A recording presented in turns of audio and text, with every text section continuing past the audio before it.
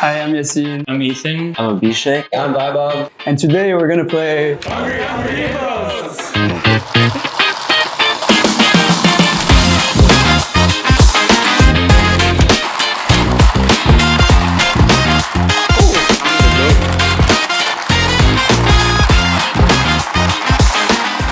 My favorite ECE memory was when I was working on a lab that we had to do for the next day. It was a coding assignment and maybe 50 people went to a lab, and I think that was really a key moment for me to understand that you're not alone in this degree, and whenever you can get help, people are actually willing to help you, and that was honestly my favorite memory. And at the end we were all able to finish the lab.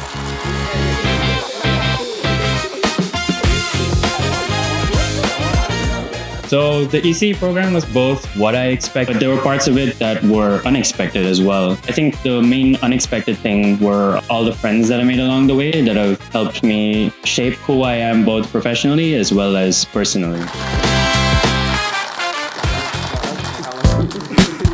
So we created Alan, which you can think of as a virtual teaching assistant that can help students answer their questions related to any course, and that's available 24/7. The difference between Alan and like your typical Gen AI tool is the content that Alan pulls from is dictated by the professor of that course. So basically, professors can define how much help Alan can give to students for their assignments. So professor can say, I don't want this file to be in Alan's knowledge base, so then Alan will never answer questions using that content. Here in Alan, the professor can guarantee that all sources are completely reliable.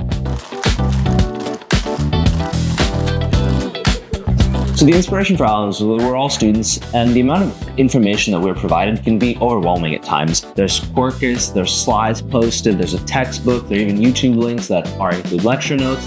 And sometimes you spend hours trying to find the exact piece of information you're looking for. There's a lot of times where I would have loved to use Alan to sort of ask simple questions about the syllabus. For example, like, what are we learning today? Or stuff like, how much is the midterm worth? Because I like to calculate how much I'm at. So the goal of Alan was actually just to simplify this and try and create a more seamless process for students.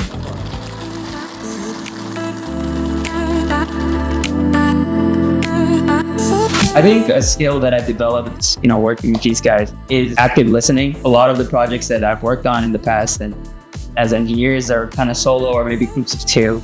So I think going into meetings with an open mind and being willing to kind of get your opinion swayed is something that I kind of learned from this project. One of the things I took away from this project is really just time management. We're working with 4 different people who are taking heavy course load and are also applying for jobs. And there's a bunch of other things where we just have to manage our schedules, try and create a more like cohesive work product. And I think that's pretty applicable, though learning these kind of soft skills really benefited me from this project. A lot of the things that we were working on, I really didn't have any experience in, and we had to all adapt and learn fast because this project relies heavily on Gen AI. There's a lot of research that's done in this field, and so we have to be comfortable with the discomfort of not knowing anything and just figuring it out as you go.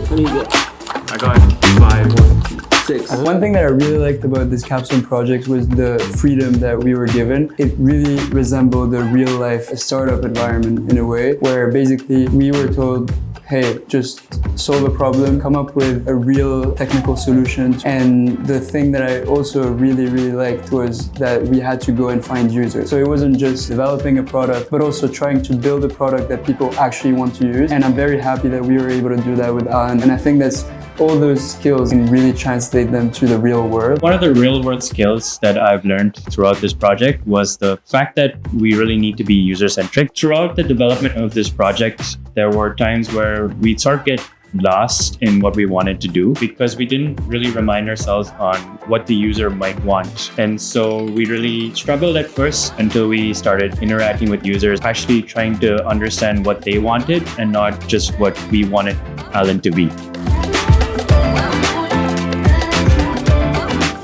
If I were to describe my time at U of T and an ECE in a movie, I would say it's kind of like Finding Nemo because, as Dory once said, just keep swimming, just keep swimming.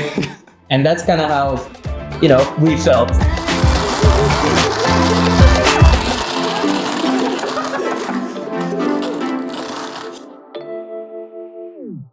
Just keep swimming, just keep swimming.